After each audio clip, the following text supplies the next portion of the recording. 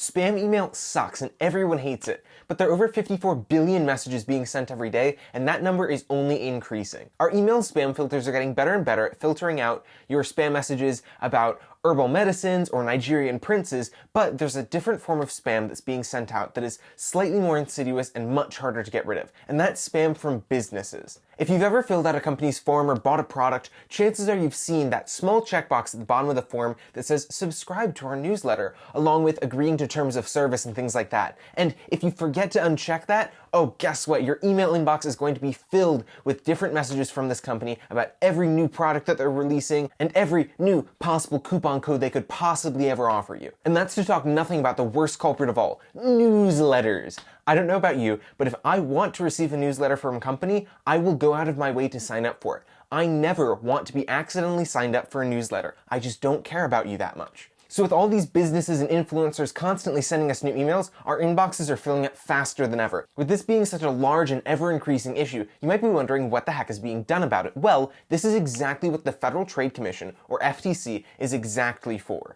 Along with, protecting people from scams and identity theft. But spam email's the worst. In 2003, the US Congress passed the CAN-SPAM Act, which stands for the Controlling the Assault of Non-Solicited Pornography and Marketing Act, but I personally like CAN-SPAM better. So while the CAN-SPAM Act does allow people to send you marketing messages, it does lay out strict guidelines and requirements for you to be able to easily get out of them. So the CAN-SPAM Act only regulates transactional emails rather than relationship emails, which means that it only regulates emails that are things like sending you a marketing message or sending you coupon codes, and not emails that are following up about an order that you sent or about your delivery status, which I don't know about you, but I am perfectly fine receiving emails if I've ordered your product to find out how my order is progressing. The CAN-SPAM Act lays out 7 guidelines for email messages, with the 5th and 6th being the most important in my opinion. The first is that the email can't contain any fake or misleading header information, which means that the to and from email addresses must be legitimate, so it can't be impersonating someone else. The second is that it has to have a descriptive subject line, so it needs to be telling you what the email is about. Third, the email must be directly identified as an ad, with the act specifically stating that businesses must, quote,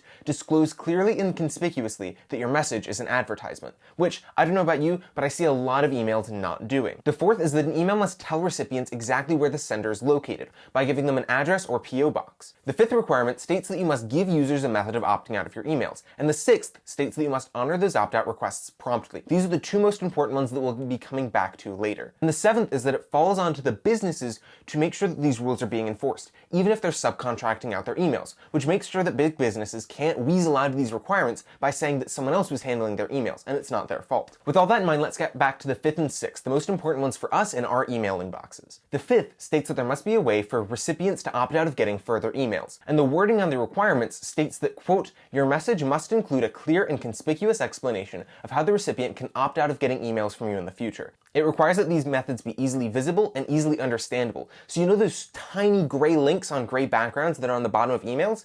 According to this, those are in bad faith and could possibly cause that business issues. The 6th requirement, that opt-out requests must be honored promptly, is probably the one that you've had the most issues with. It states that an opt-out method must be valid for 30 days after that email has been received, and if a user does opt out, you must honor that request within 10 business days of receiving it. So when you receive that annoying response that, oh, we've received your opt-out request, but it might take a month to actually unsubscribe you from the email list, that is literally illegal. The 6th requirement also states that once someone is opted out, their email and their information can no longer be sold to other parties, which is super useful. On top of that, the Act states that, quote, you can't charge a fee, require the recipient to give you any personally identifying information beyond an email address, or make the recipient take any step other than sending a reply email or visiting a single page on an internet website as a condition for honoring an opt-out request. And I don't know about you, but I've been on email lists that do not follow that, and we'll talk about that nameless business later. Okay, so now you know the requirements that the CAN-SPAM Act places on businesses, but what can you do about it?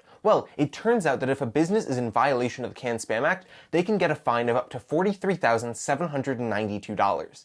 And this huge fine gives you tons of power as an individual. So when you're on an email list that you don't want to be on, you can reply with a scathingly worded email saying that you know that they're in violation of the CAN-SPAM Act and you want to get off of their email list. I actually have sample emails that you can use that are linked down in the description. When I've done this in the past, these businesses will go through almost any length to instantly unsubscribe you because they don't want to deal with the issue of you actually making a stink and them needing to possibly deal with this. And the reason that I know this works is because I've used it before. So story time. As a student in the US education system, I I've gotten a lot of advertising emails from different colleges, and traditionally I just go down to the bottom of the email and click unsubscribe. But this small Midwestern university that shall remain nameless required me to put in my birth date to that unsubscribe form so they could match my student record on file, which I didn't give them my birth date to begin with, so I didn't really feel comfortable giving that in an email. On top of that, it violates the 6th requirement of the Canned Spam Act, which only requires that I need to give them my email. So I sent a scathingly worded email that you can see down in the description to the Dean of Admissions. I was able to see that he opened my email on 5 separate occasions, and I've never gotten an email from them since. So that's all you need to know about the Canned Spam Act and how you can help use it to clear out your email inbox. Hopefully this has been helpful for you, and remember, those email templates are in the description. If you like this video, you can help me out a ton by clicking the thumbs up